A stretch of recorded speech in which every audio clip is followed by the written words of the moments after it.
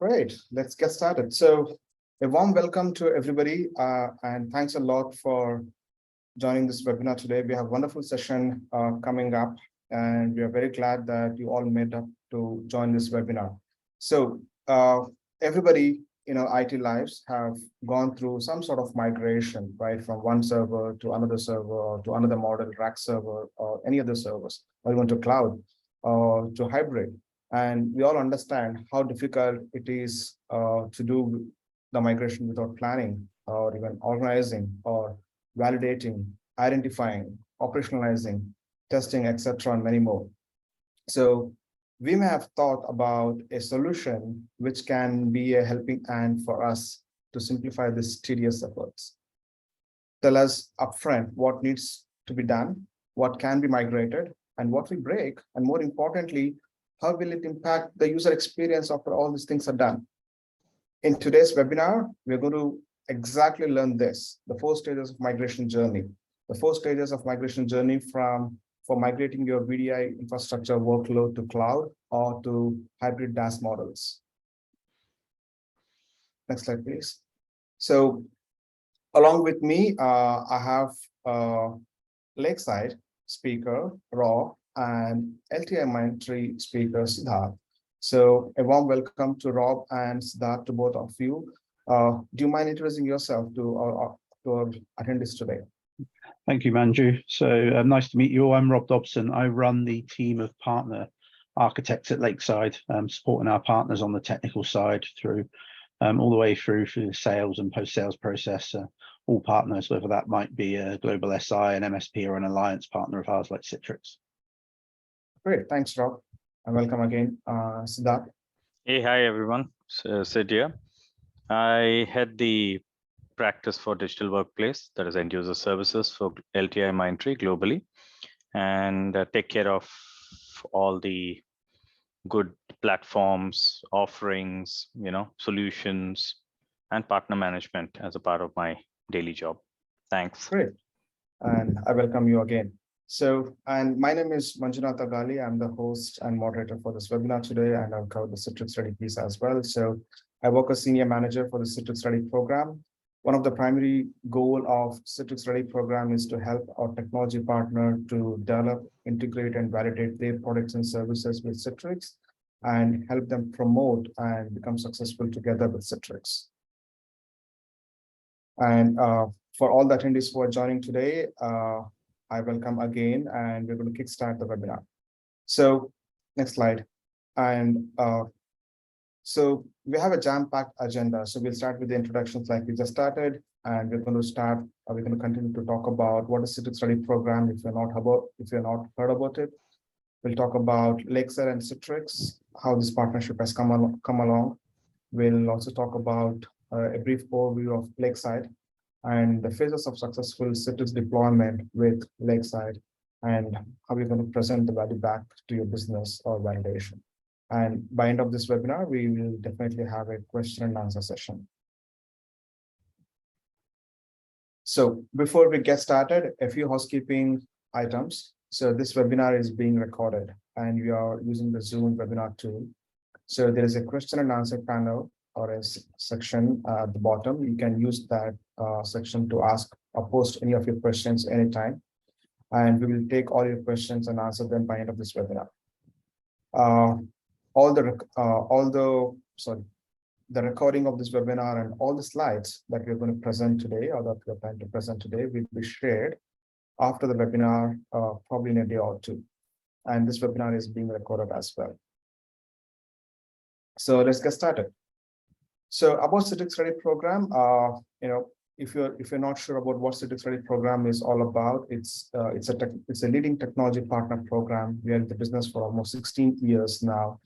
We have partnered with over 720 partners, and we have validated over 5,300 products, and we have validated over 52 different product types, right?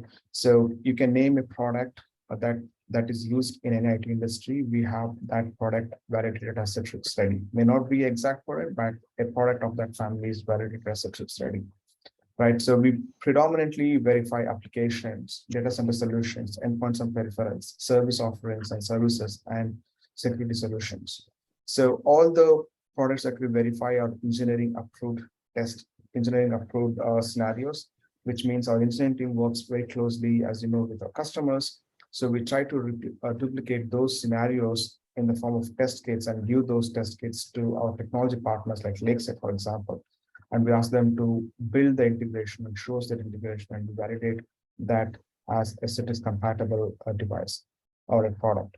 So at any point in your life, if you want to choose a product or a solution or an application, which is not, whether you're not sure whether that is compatible with Citrix or not, this is the place where you can come and see and search for that product and see whether the product is already Citrix Ready verified.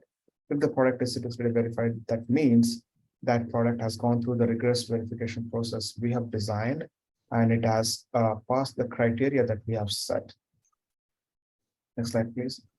And the framework of the program is all about helping our technology partners to become successful, and also to give what our customer expects, like you, right? So like I mentioned, we predominantly take care of data center solutions, endpoints of peripherals, security, services, and applications.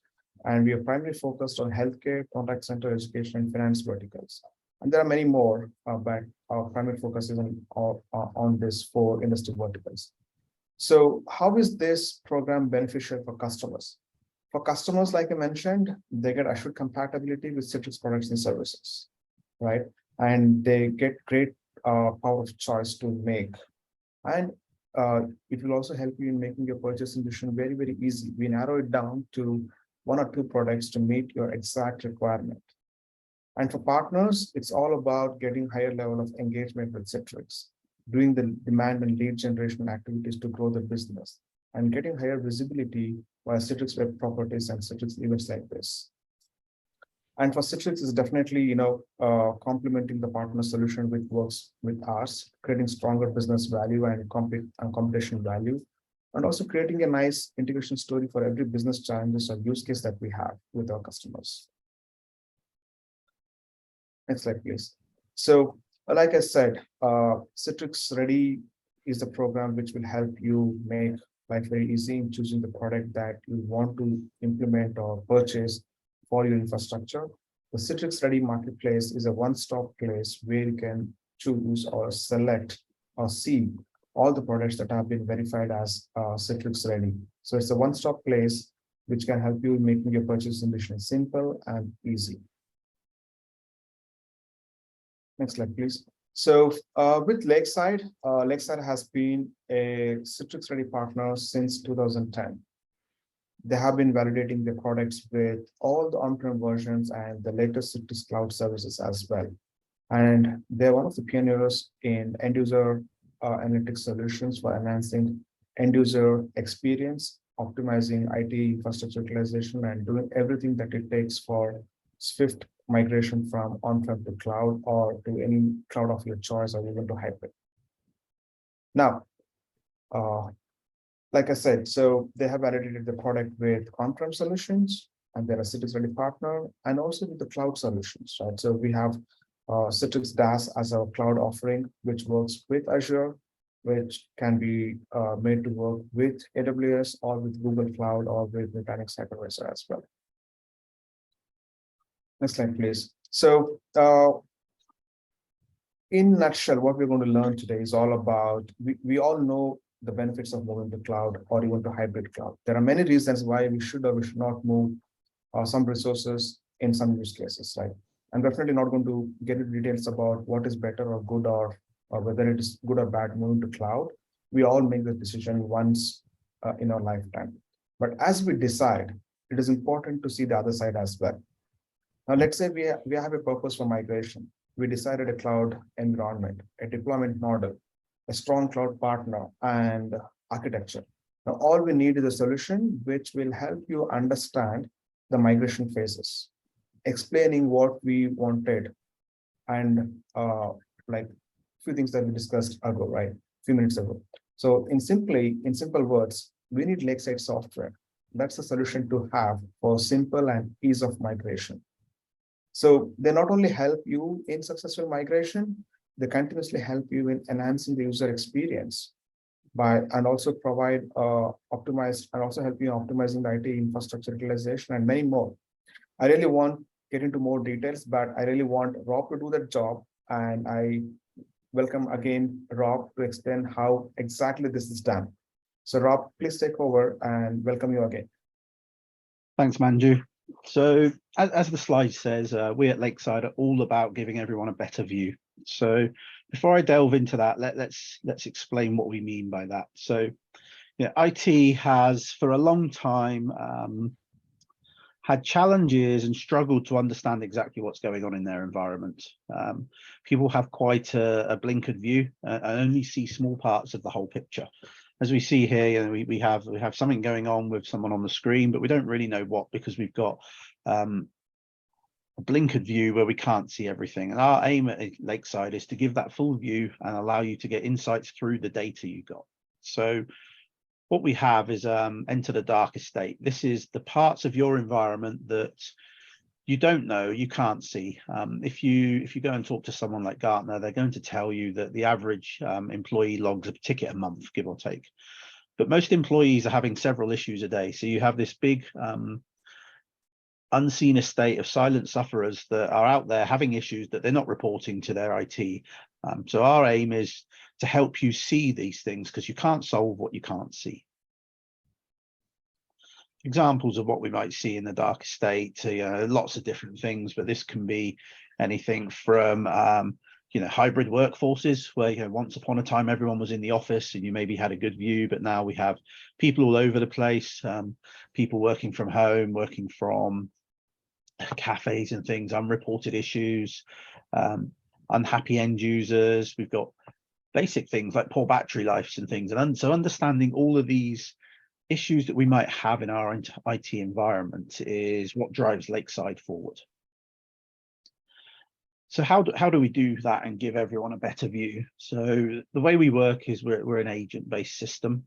So we place our agents out on devices. That's Windows, Mac, Linux, Android, iOS, and Chrome OS. And these agents sit there in the background, watching what's going on and getting the information to try and provide the IT with a better view. We sit there, we collect what we call inventory information, so understanding what a device is. So useful information for when you're looking at a migration. So what's the hardware, software, peripherals and things. We get performance information, so about 10,000 metrics every 15 seconds. Very similar to perfmon metrics, but also on top of that, when we're saying a Citrix desktop, our agent will automatically understand that and collect more information around the virtual desktop and the display protocols and peripherals attached on the remote device and things like that. And then we get more event-based data that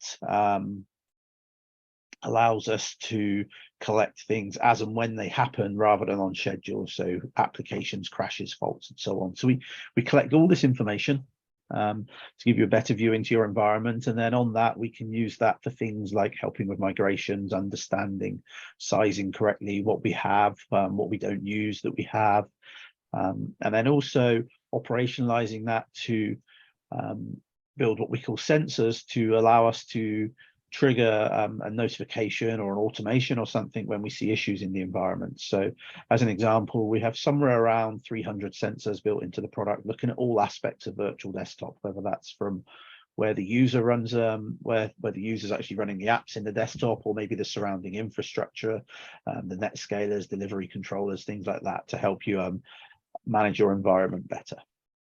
So the focus of today is really about how we're going to do VDI migration, and this is really a continuous journey.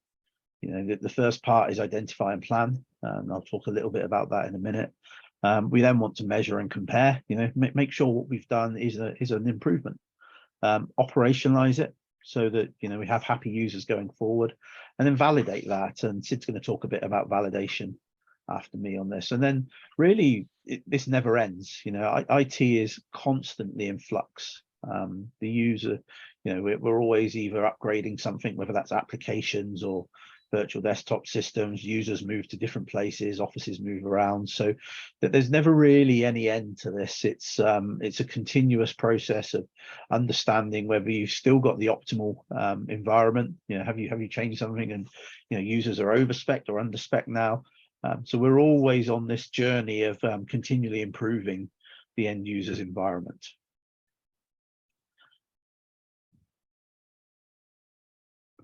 So the first stage is understanding, what sort of questions a customer is going to give you on VDI. The first part is really about understanding what's there. What have you got now? What are the operating systems that you used?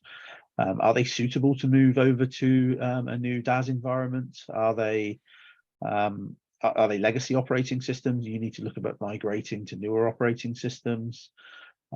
What are the applications that are in use?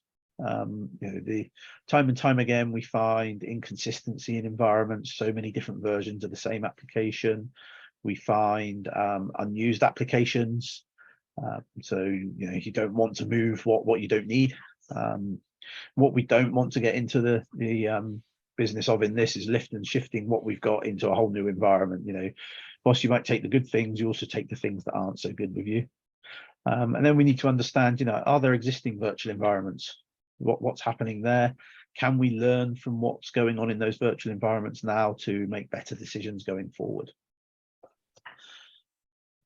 Next thing we need to look at is this next set of questions is really how can we move it? Planning around the resources, understanding, are the users a good fit? If we've got people that are highly mobile, often offline and things, versus those that are sat in an office being task workers day in, day out.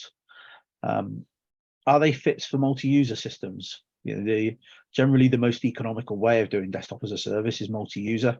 So having more than one user per device, getting the best efficiencies we can there. Doesn't fit for everyone, but for some users, particularly task type workers, the multi-user systems are a very good fit. Or is it possible that we might just want to publish a few applications, not give a whole desktop, but just push through a few critical line of business applications that we don't want running on the user's device for maybe performance reasons or security reasons. It's always good to ensure that the application server is next to the virtual desktop or the published application to ensure optimal performance for the users. And then the last thing people want to know is, how do I know it works? What was my before and after state? Have I got a noticeable improvement for my end users? And if I haven't, how can I diagnose and analyze that? Do I need to change my behavior to manage these systems, and how do I support them in a better way?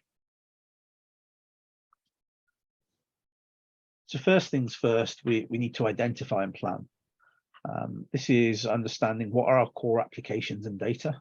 What does our desktops are there for users to get to applications and work on data typically. So what are our core ones? What are our line of business apps? Which ones are the important applications, and where does their data reside? We then need to look at what are our important features. If I'm a user that's used to having multiple monitors, various peripherals and things, I need to understand those and how I'm going to move those into the environment. And then lastly, I need to ensure that my business and technology are aligned. If you're not aligned to your business goals with your technology decisions, then you're destined to failure, and you'll just be doing it again. So how do we do this? Well, continuous measurements. We look at groups of users.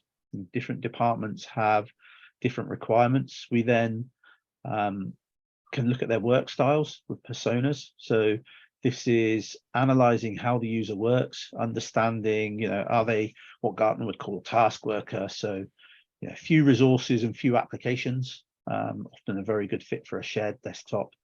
Are they a knowledge worker?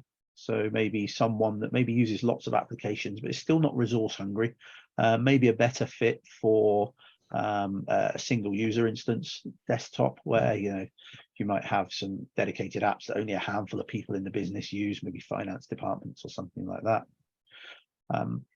Or are they power users? Lots of resource usage. Do they fit better with having, say, a GPU in their desktop and the likes? Understanding common characteristics. We don't want to deploy a million different desktops, so understanding what are the common characteristics, how can we boil this down to a common set of desktops to deliver to our users, understanding the requirements and needs, so measuring what they've done, how they do it, what do they use, what are the common ways, are they mobile users, and so on. Understanding devices and the devices they've got at the moment, can they be repurposed to connect into these desktops, or are they at the end of their life, can they be repurposed to someone else? And then understanding differences by comparing and using comparative analytics to look at different departments, different users, and look for the gaps in there so that you can make a better decision once you start moving to your DaaS infrastructure. So the next stage is measuring and comparing. So understanding what the existing loads are and how they're used. So knowing exactly what CPU usage, memory usage, disk usage, and not just averages, peaks as well. You have to ensure you don't go and do things like sizing disks on averages, because you're likely to run into performance problems then. So you need to understand what your peaks are and find somewhere in between to do that. Ensure that you cover your existing loads. A surefire way of failing in a DaaS migration is giving less resources than what you're already using. Your users will have a poor experience. You won't get validation and end user acceptance there. Once we understand what our resource usage is, we can look at models to experiment. So adjusting thresholds to decide, what our minimum threshold is for a shared desktop or a single user desktop. Modeling these with different sizes of virtual machines to understand what's our optimum footprint for cloud usage, or if we're going to go for a hybrid environment, what's our optimum number of virtual machines on a host, how much extra headroom we need to leave for DR type scenarios, so that if we lose a host, users will keep running and things. And from that, we can blueprint what we need in our environment to understand, what is a sensible sizing for our environment and is well measured rather than just guessing. So from a SysTrack point of view, we have various ways of doing this. So as you can see, that the dashboard in the background here will allow you to model your existing data, understand the resources your users use, and then from that see whether they're an ideal fit for DaaS, and then are they better fitted to single session or multi-session. So we can plan appropriately, ensure that we have a suitably sized environment without guessing. After that, then we need to monitor this ongoing. So we need to keep looking at it and understand whether things are over or under provisioned. If we're over provisioned, we're expanding, can we get more users on?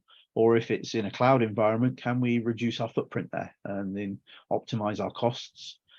If we're under provisioned, understanding what we need to change. It might not necessarily be just throwing more CPU or memory at it. We might need to just improve the disk and get a higher spec disk in there. So it's a continuous journey of understanding whether we're sized correctly, so that we can give our users the optimum experience when they move to a DaaS platform.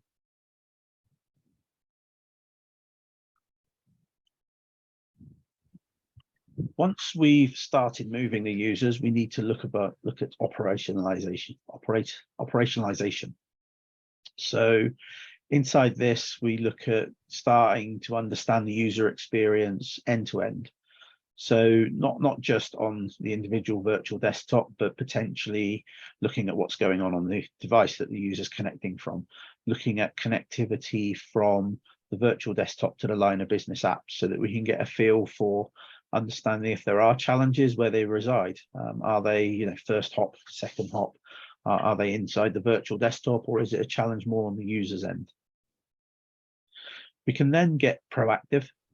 So using our sensor technology, we can be alerted to issues before the user tends to alert. So whether that might be potentially just automatically fixing an issue.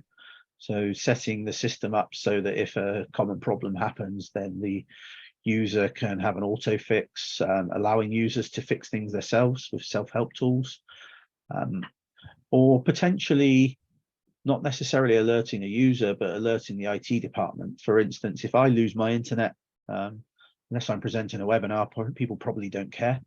But if a whole group of people in the same location lose their internet at the same time, we want to notify on that. So we might say if X devices or users lose their internet, or a certain percentage of the population in the company do at the same time, then go and alert someone, automatically open a ticket or send an email or whatever that might be, ping pager duty, whatever works for you if your chosen alerting mechanism.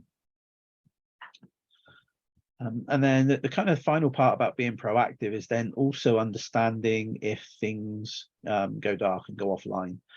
So for example, you've got a hybrid environment and you lose a chunk of your virtual desktops inside your on-premise deployment, or in the Citrix world, you lose some of your delivery controllers, knowing that if I've lost more than a certain percentage of them, I'm going to have serious issues. So being able to alert when that sort of thing happens as well. And then managing perception, being able to measure, is it actually suitable, or is it not meeting user expectations and going slow? I had a great example a few years ago where a brand new VDI environment was put in, and all the users were complaining about it being poor. In comparison to what they had at home. They had existing desktops in the office, which were very bad. The VDI environment was a stepped increase, much better than what they had, but they all had MacBooks and things at home that were going nice and fast, and they would complain that the VDI was slow, even though it was a massive step up compared with what they already had internally. So being able to measure that and not just take the subjective users' opinion there, but take the objective part as well and bring the two together to understand where things are.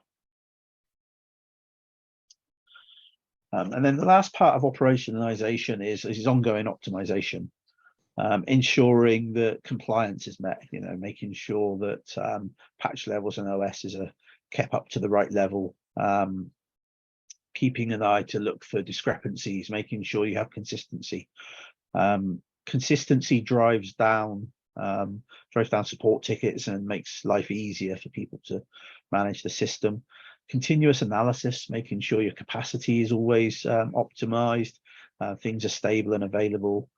And then looking for things like event correlation to look for patterns in the environment, so you can optimize the environment, make it better for the end user, and drive out issues there. So with that, I'm going to hand over to Sid from LTI Mindtree so he can talk about the validation side of this. Hey, thanks, Rob. Rob will go to the phase 4 validation slide. Is this the one you want? That's correct. Cool. Right. So from a validation, so we heard a lot of words, right? Migration, sizing, persona, type of users, type of applications, compatibility. So how do you really validate whether all these things after you migrate are really working well? Especially when you see the recent tractions which are happening in our industry. Rob did touch a few of them already.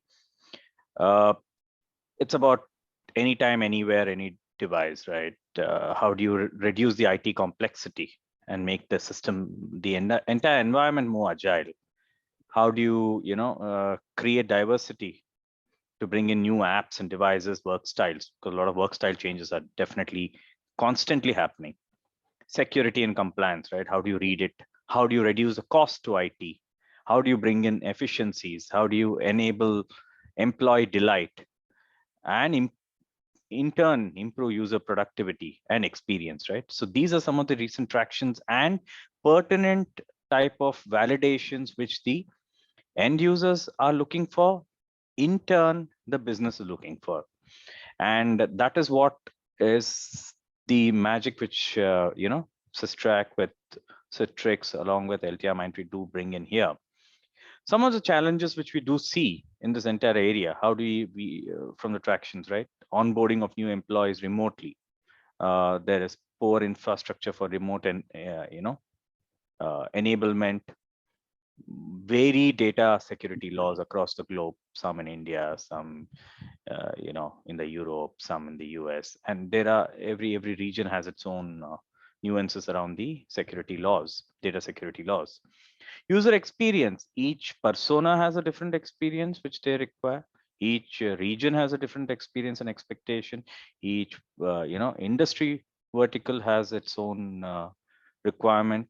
So how do you bring in all these things together, and how do you validate what we have done in terms of this migration journey from a VDI as a service using SysTrack and Citrix really makes sense for the end user, keeping in mind all these complexities. And finally, how do you manage the increased security risks, because there are a lot of end users who are working from home today, right? And that's another great challenge, especially for the CISO organization. So this is some of the things from a validation where we see the tractions and how the challenges are actually intertwining in together and making the situation a little more complex. These are the things which the business and the end user are wanting to validate from the solution, right? Next slide, Rob. Now, when we leverage Citrix and SysTrack, we are actually doing a few things. First is we are the end user and the business. I keep using the word end user because end user really looks at the experience side of it, and the business looks at some of the tangible benefits, right? What are they looking from an outcome standpoint? The first one is obviously, how do you reduce the hardware costs? How do you increase the employee experience satisfaction, right? The satisfaction scores, the employee experience, the usability, the ease of onboarding, the ease of offboarding, the ease of migrating. They should not have any downtime when they do these migrations, right? That's another thing. Then improvement in performance. Is the actual user performance improving? Is there a productivity gain? Has there been a significant downtime? Have we reduced this downtime to a very insignificant level? These are some of the things what we look at from a performance standpoint. And finally, security, which is the underlying pillar for all this, right? Reduce risks around the security side of it, trackability of incidents, fortifying the entire environment so that your security incidents are pretty much, close to zero. Those are some of the things which which are the expected outcomes which both the end users are looking at as well as the business is looking at when they thread this journey. Next slide, Rob. Now there are certain clear metrics, right, which are already part of the two sides, right? The technical side and the business stakeholder side. There is a metric which is how much hardware costs have you reduced, how much IT time has been saved by centralizing. Example, VDI centralized management reduces workloads by say 30%, 40%, right? So that is an important metric. So each of these metrics have to be very tangible and measurable. Next one would be your enhanced security, reduction in security incidents, percentage of reduction in security incidents from the time we have gone to this combined solution. Scalability, how much is the cost before this migration to after this migration, right? To onboard a user, very critical, right? Because there'll be users who would be leaving, there'll be users who will be joining. How much time does it take to onboard a user? In the erstwhile environment, we used to onboard 50 users, say every 10 days. I'm giving a hypothetical example, right? But today, how many users are we adding? Are we seeing a tangible increase? Are we seeing 30% increase in that type of a user onboarding against a traditional desktop environment, right? The remote access and flexibility. How is the remote workers' productivity increasing? Are they seeing excessive downtimes? Are they able to complete their projects in a timely fashion? Are the applications they're using, they're able to use it with less downtime and outages? Are they able to see are they able to click on the application and still see not having to wait and waste their time. So these are some of the tangible technical side impacts which we can track from a metric standpoint. Now coming to the business side metrics, right? Increased productivity, business definitely needs to look at increasing the productivity. How is the productivity gains for the employee? Increase the productivity by 15%, 20% for the employee. Experience, right? User experience. Has the user satisfaction improved by 20%, 20 points, 30 points, basis points we're talking about here, right? Compliance and security, how much of violations, right? Erstwhile, how many violations were there? How many were picked up? How many were tracked? How many were closed? Vis-a-vis today, when we have done this change, right, to the environment. Customer experience, enhance the user experience post the migration. When you do a survey with the end user, or when you look at the SysTrack module, are we seeing a tangible change in the way the users are showing, both from a system standpoint as well as a survey standpoint, in terms of customer satisfaction ratings? And finally, the same thing, like are we ready to onboard? How ready are we to onboard new businesses, new users, new applications, modernize, retire? How fast are we able to do all these things is a critical factor from a business stakeholder standpoint. So just to summarize, there are two sides of it. One is a technical side, which the IT does look at it. And then there's a business side, which is a business dashboard, which the business would want to see how this has improved their businesses. And that is the reason, one of the primary reasons why moving from a on-prem or a targeted environment to a sort of a cloud sort of an environment, like what Manju/Rob did state, is very critical. In all these cases, you'd always see, I'll share a couple of case studies, that there has been a tangible gain in efficiencies, productivity, experience, or reduction in security incidents. Next slide, Rob. Now the combination of the two, Citrix and SysTrack, right? First is elevation of user.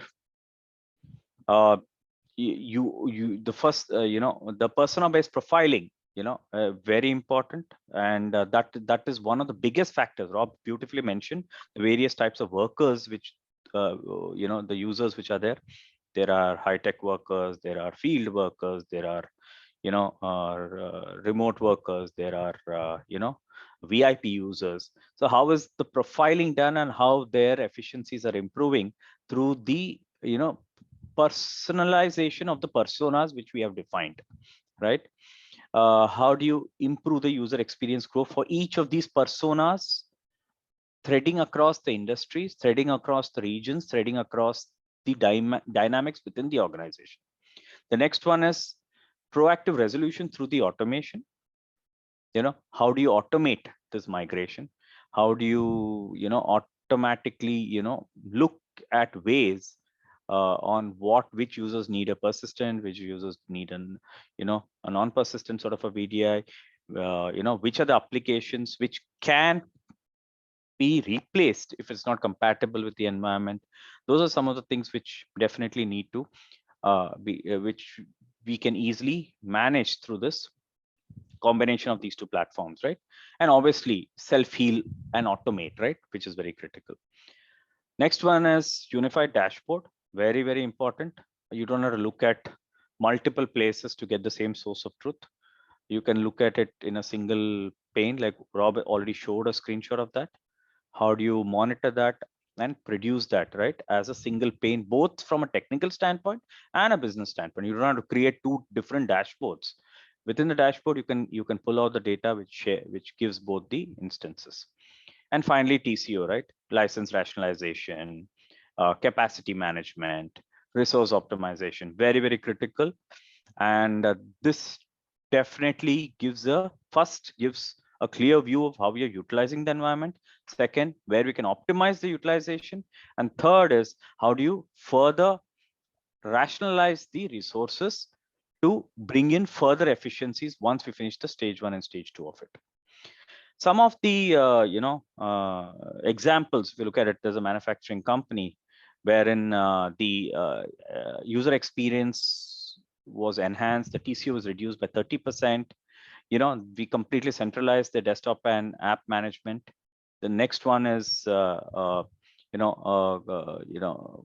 company in the Nordics region.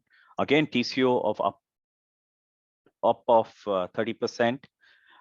Simplification of management and increasing the controls, very critical, as I stated earlier. And the user experience was consistent across their entire persona set. One more example is your world's second largest clinical research company. Again, a very different type of a industry. There was an instant saving of 10% operational cost in the first year itself and 40% increase in employee productivity. So these were tangible improvements which we saw when we actually brought these two platforms together and gave the end user and eventually the business, this sort of a solution. With this, Rob and Manju, we can open the forum for any questions. Thanks, Sid. I see first one. Can Lakeside be leveraged if the VDI are not cloud-based? Absolutely. So yeah, we run on Windows, Mac, Linux, Android, iOS, and Chromos. Desktops, laptops, servers, virtual, physical, even point-of-sale devices, I think. So we've a very broad coverage of what we can run on. So we can help you give visibility into all aspects of your kind of end-user computing estate. Great. Thanks, Rob, for taking that question. So in the Q&A section, I do see a few more questions. And by the way, both of you, great job. It was a detailed and composed presentation. I did really listen and enjoy and learned new things. So thank you for walking us through and sharing your industry experience. So there are a few questions. I will just ask them, and one of you can pick them and answer. So first question is there a common obstacle to DaaS migration, and more importantly, how do you overcome it? I'll give my 2 cents, as it were, on that, and then I think Sid has a lot of value to add here as well. But I mean, our biggest challenge we see is visibility. People just don't know what they've got. So understanding what you have, ensuring that what is needed is migrated across, and not migrating what you don't need. If you don't provide a new environment that's suitable for the users and covers at least their needs now, then what happens is you don't get user acceptance of your new platform, and it has a business impact. Sid, have you got anything to add on that one?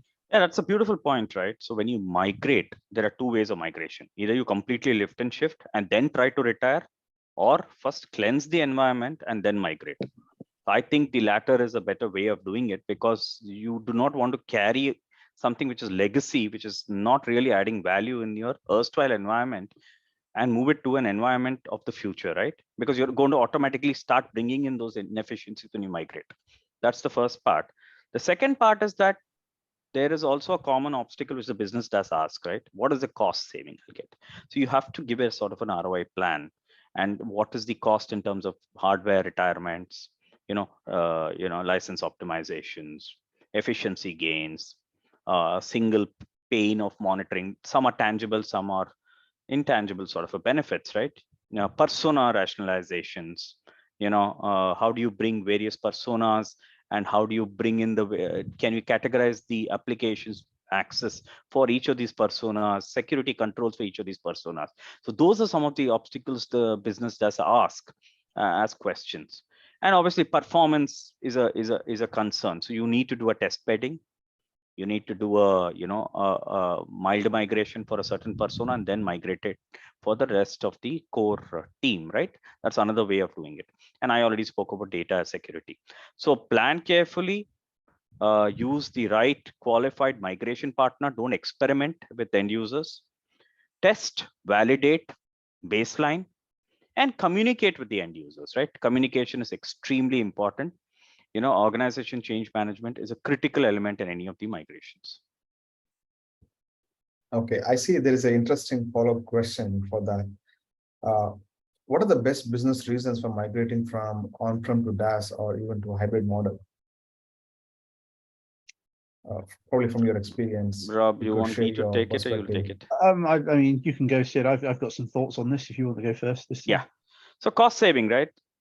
I keep harping on this. DaaS provides a more predictable cost structure with a subscription-based model. Very important, right?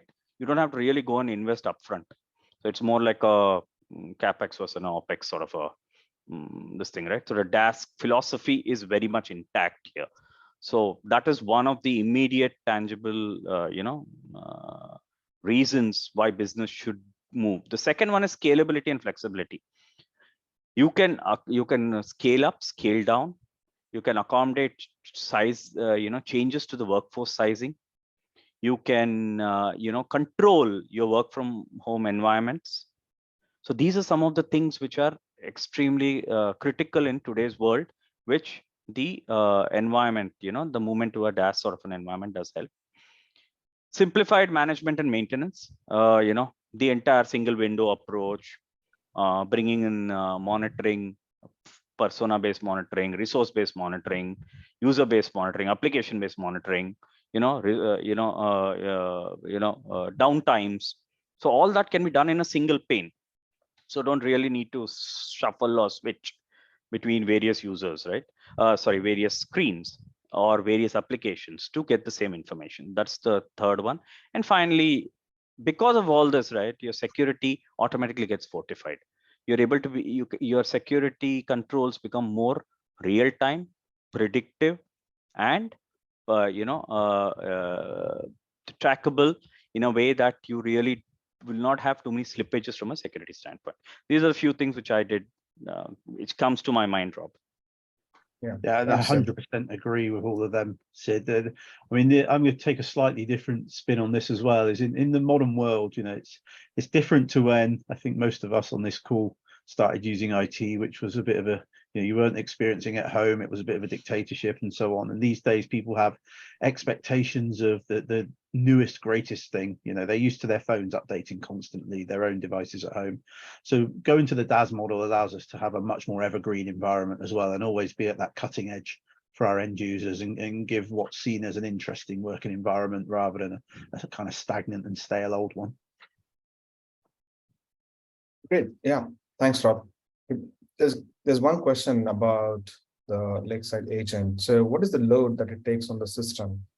And anytime you say that you are loading the agent on the system, the first question is asked whether it will slow down or it will improve or it will consume more space or bandwidth or CPU or RAM, right?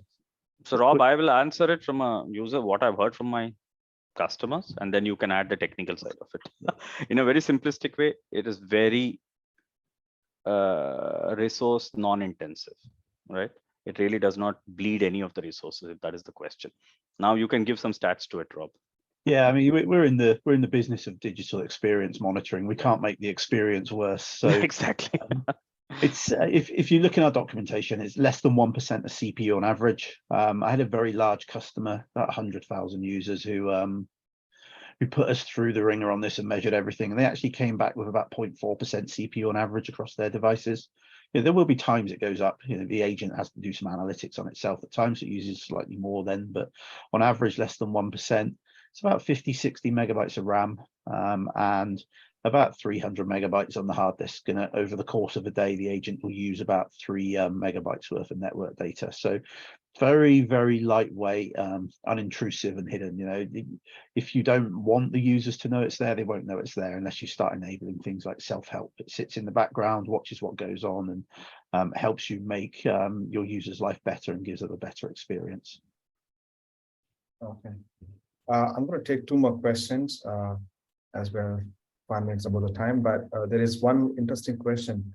Are there digital employee experience issues to consider in the DaaS, in your video to DaaS journey? Do you want me to take that and then you'll add on?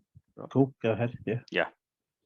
So any journey, right? It's a journey, and the internal change management is extremely critical, or you call it organization change management, right? You can decide how you want to create the thing. So any change does impact the end user, and how there are few things which definitely you need to take care. First is user training and support. So we're not saying that you have to put everybody through a user course, right, and then tell them to score on it. It's not that way. You need to actually have teasers. You need to have intelligent way of sending digital messages to the end users, saying that this change could happen, this could be the positives of it. You have to create a positive reinforcement that the change is going to bring to them, right? That is extremely critical. And how they would have to how they have to get ready to start using the new environment, that's extremely critical. And if they have a problem, how do we have a support model enabled for them, so that they don't panic that if there is a change to the environment and if their work suffers, they will not have anybody to support. So these are the three pillars which we need to first consider. The second one is, how do we create a user-friendly interface on the new tools and platforms? And how do we solicit the feedback if there is an enhancement which needs to be done proactively, to showcase to the end user that we are serious about the end user experience from an interface standpoint. Performance reliability, extremely critical. Send the stats to the larger audience. Tell them that this was the performance, this is how it is today. These are be very honest. These are the things which we see that we need to improve further, and produce that report and keep sending it out. Any communication with stats and visual management really set the confidence in the workforce. Zero communication around this subject will really make them panic. Okay, so that's the third one. The fourth one is personalization. Tell them that each of your personas will be treated with utmost importance, and this is how we are going to get into your make your life easier and your work simpler, and improve your productivity and improve your efficiency. It is not going to cause a roadblock to you, and what each of these how it's going to help. And also solicit, as I always keep saying, the feedback from the persona user group on improving the personalization of it. And finally, the feedback mechanism I already stated. And finally, the change communication. So you have to keep stating the change communication, what we've done in what we've done week 1, what we've done week 2, what we've done week 3. This is the stats, these are the benefits, these are the improvement, these are the suggestions, what we are considering in phase 1, phase 2, phase 3. So that is extremely critical. So the honesty in what we are doing is extremely critical from a organization's change management. Over to you, Rob, if you have anything to add. No, I think you've answered that very comprehensively. I'll take the final question, I guess. Yeah, there is one last question that I'm going to take. So, in a nutshell, what value does Lakeside would provide using over the competitor products like AppDNA, for example, from migration perspective?